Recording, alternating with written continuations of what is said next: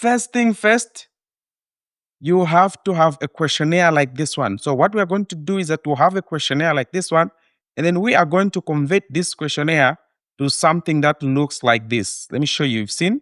So these are the steps that we are going to take from physical questionnaire to a digital questionnaire. Now here, a participant can just easily enter their details quickly and softly, and swift. So what do we do? Step one, like I mentioned, ensure you have this. So you have to have this somewhere, a questionnaire or your set of variables aside, and then you are going to go to ChatGPT. You go to ChatGPT, yes, and then you are going to type this prompt. I will put the prompt in the description under here. I will put the link to the prompt. So what you do is that you type in this prompt. So it says, "Hello, help me create a downloadable XLS form for upload into KoboToolbox based on the questionnaire attached below. Requirements: the form must be fully compatible with KoboToolbox." So a lot of writing here. You don't have to worry. The next thing is you want to attach the questionnaire. But I can do this in another way. So what I will do is that I'll just scroll down here, scroll down, and then I will come to my questionnaire, copy the questionnaire, all of it. So I'll copy this. Then I will paste it into my chat GPT here. I'll paste those questions. Once I paste, then I send. As ChatGPT is generating my KoboToolbox XLS form, I should be here into KoboToolbox. So I have to go to KoboToolbox. So you have to create an account with KoboToolbox. Once you create an account with KoboToolbox, you log in, you click on new. You click on new, just click on new. And then you click on upload an XLS form. You click on upload. So this is the part where we upload our XLS form. Let's check our XLS form if it is ready from KoboToolbox. From ChatGPT. So let's see, ready for direct upload into KoboToolbox. Okay, good. Let's see down here. Okay. So we can see that ChatGPT has finished generating our KoboToolbox form. So I will just click on this one to upload. No, no, no, no, no, no, no, no, no, no. Okay. That there is a problem. There is a problem. So, ChatGPT hasn't created a downloadable XLS form. So to do that, we can continue asking it to say, "Give me a downloadable form XLS." Okay, something like that.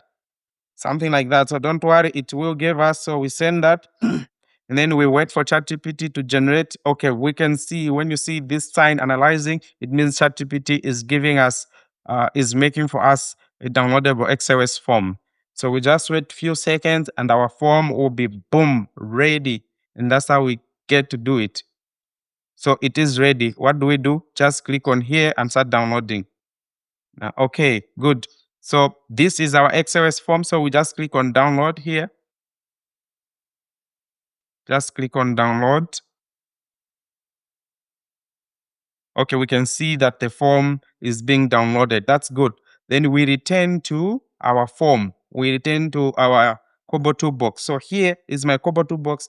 What I would do is that I will just drag this XLS form and put it here. Drag and drop it there. Then it will load just for a few seconds. And then I'll have to just put some few details here. The sector, so I'll put health. Then country, I can just say Zambia. Zambia. Okay, good. And create form, create project, and boom, the form has been created. What you have to do is just say deploy. So you wait just a few seconds and the form has been deployed. To actually check how this form is, you click on open.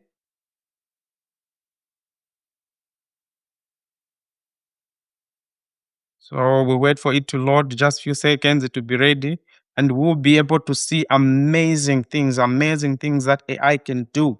So you didn't actually have to collect your data using hard copies, and you didn't have to spend time. Okay, so you can see, look at this amazing form and see NIMA awareness among low socioeconomic status population. That is our form, of course. enumerator name. So the one who is entering this data, they will write their name, participant information sheet, and consent. So you can see very nice participant study information here. And also we can see that there's a very good consent here where someone is supposed to agree or disagree. So if I click on yes, you'll see that the questions will pop up. Now the questions are able to pop up. You've seen nice questions and section by section divided nicely by ChatGPT. This is amazing, guys. So if someone clicks no, you see, thank you, since you did not consent, the survey will now end. You see how amazing this thing is. And the good part is that once it's created, you can even actually edit this form. Now, the question that you might have is, when people enter these results, how are you going to download? How are you going to download the data? So let me just give you an example what you have to do. So let's see. I have to find a form that was once filled in. So maybe this one. Let me try to check this one. Let's go to data. Okay. All right. So this one does not have. Okay. Let me try this one. Do we have anything entered? So I'll click on data. Okay. Nothing is there. Let me try this one. It's like majority of them are not. So I just want to give you an example of how you get the final results. Okay, I think this one there's something. Okay, so what you do is you just have to come to data section. Once you click on data section, then you will come to downloads. You come to download, and then here you can just click on export. Don't have to stress, and um, and you click on download. Once people are done entering, so now you get the Excel form of your data, like data is properly entered. So you just have your Excel document, and now you can get started with cleaning your data, and you can get started with analyzing your data. This is amazing, people. Otherwise, it's been wonderful being with you. See you next time.